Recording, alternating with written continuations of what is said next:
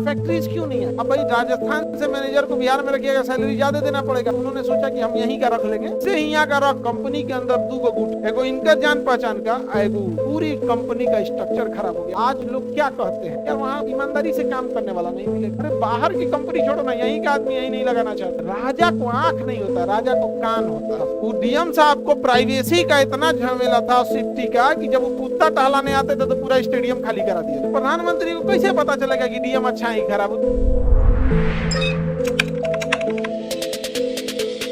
एगो दिल्ली में स्टेडियम है, नहीं विरोसा नहीं, ध्यानचंद स्टेडियम, मेजर ध्यानचंद। उसमें एगो आईएएस दो गो आईएएस पति पत्नी था सर, दिल्ली में था सर। वो डीएम साहब को प्राइवेसी का इतना झमेला था सेफ्टी का कि जब वो कुत्ता टहलाने आते थे तो पूरा स्टेडियम खाली करा दिया जाता था। एक दिन किसी ने वीडियो बना के पब्लिक कर दिया, 1 महीना बाद वायरल हो गया। ये बात मोदी जी पे पता चल गई। मोदी जी कहें कि ते पति पत्नी मिल के टहले गए यहाँ पे, पत्नी को भेजे लद्दाख, पति को भेजे अंडमान, कुत्ता रह गया दिल्ली। जो जरूरत नहीं। किस मंत्रालय के अंदर आएगा? डीओपीटी। किसमें? DOPT, department of personal and training. Personal मतलब होता है कर्मचारी, पर्सनल मतलब क्या होता है? कर्मचारी। पर्सनल मतलब कर्मचारी, ट्रेनिंग वो सारा उसी में होता है। आप कितने अच्छे हैं, कितना रिकॉर्ड कैसा, ये सारा डीओपीटी के पास पहले से रहता है। एसएससी वगैरह सब किस में जाएगा?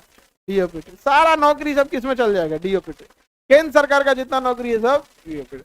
अब वो बेचारे आईएएस साहब कहाँ हैं? अंडमान। अब गाना गाएंगे, मैं यहाँ तू वहां।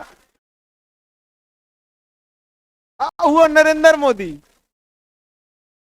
नहीं समझ आया तो और ही सब मामले में होता है। टॉप लीडरशिप को पास सबसे बड़ा झमेला क्या होता है कि जो उनके सबऑर्डिनेट होते हैं उनके आंख में धूल झोंक देते हैं। जैसे एक, अब आप बताइए कोई जमुई के डीएम है, जैसे कानपुर का कोई डीएम है, तो प्रधानमंत्री को कैसे पता चलेगा कि डीएम अच्छा है खराब? वो तो दिन भर कानपुर में किसी से फोन करेंगे, हाँ जी डीएम साहब कैसा काम कर रहे हैं, नहीं ना। वो किससे पूछेंगे? अपने चीफ सेक्रेटरी से पूछेंगे, प्रिंसिपल सेक्रेटरी से पूछेंगे उनसे। अगर ये लोग धूल झोंकना चाहें, और क्या डीएम है सर, कानपुर को स्वर्ग बना दिया एकदम, बहुत अच्छा, नहीं मैं प्रमोशन दे दो। राजा को आंख नहीं होता, राजा को कान होता है। और अगर उसको धूल झोंकिएगा तो उससे कुछ भी करा लीजिएगा। और ये एक बहुत बड़ी समस्या है इंडिया के हर डिपार्टमेंट की। हर डिपार्टमेंट छोड़ो ना, तुम्हारे अंदर भी यही है। तुमको जो तुम्हारा ठीक ठाक दोस्त रहेगा उसको ले आके रख देगा। कहीं तुम्हें अगर मौका मिले तो वही करेगा तुम लोग।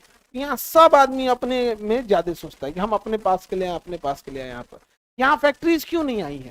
खास करके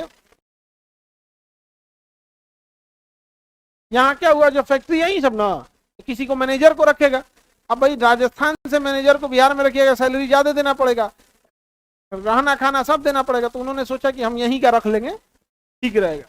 तो जैसे ही यहाँ का रखें, अब लो स्टोर कीपर अपन रिश्तेदार, अपन जान पहचान का, फला आदमी अपन जान पहचान का। अब कंपनी के अंदर दो गो गुट हो गया, एगो इनका जान पहचान का, एगो उसमें कितनों अच्छा काम करेगा उसको क्या करेगा? डांट सुनवा देगा, डिमोशन दिलवा देगा।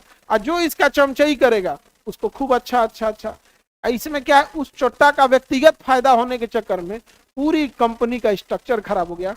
आज लोग क्या कहते हैं, क्या वहां मतलब ना ईमानदारी से काम करने वाला नहीं मिलेगा, गुटबाजी ज्यादा मिलेगी। क्यों भाग गए सब यहाँ? एक चीज थोड़ी कमी है, स्ट्रक्चरल खराबी हो गई यहाँ पर। गुटबाजी कर देगा, ज्यादा कुछ कहिएगा, नौकरी ठीक नहीं करेगा, भागो यहाँ से, काम नहीं करता, जाओ यहाँ से। तो अब एक विधायक को फोन कर देगा। अपने बिहार के मंत्री इतना खलिया कि वो फोन कर दे, काहे निकाले हैं तो रख लो तुम अपने यहाँ। नहीं समझ में गया? तुम रख लो अपने यहाँ, तो अब लो, और उस पर दबाव बना देगा। और अगर नहीं रखेंगे तो ईगो पे ले लेगा और दिन भर चल जाएगा उसके यहाँ बैठेगा। तो अब उसके ऊपर 4 को जांच बैठा देगा, इसलिए भाग गया। कोई नहीं आता है यहाँ। अरे बाहर की कंपनी छोड़ो ना, यहीं का आदमी यहीं नहीं लगाना चाहता।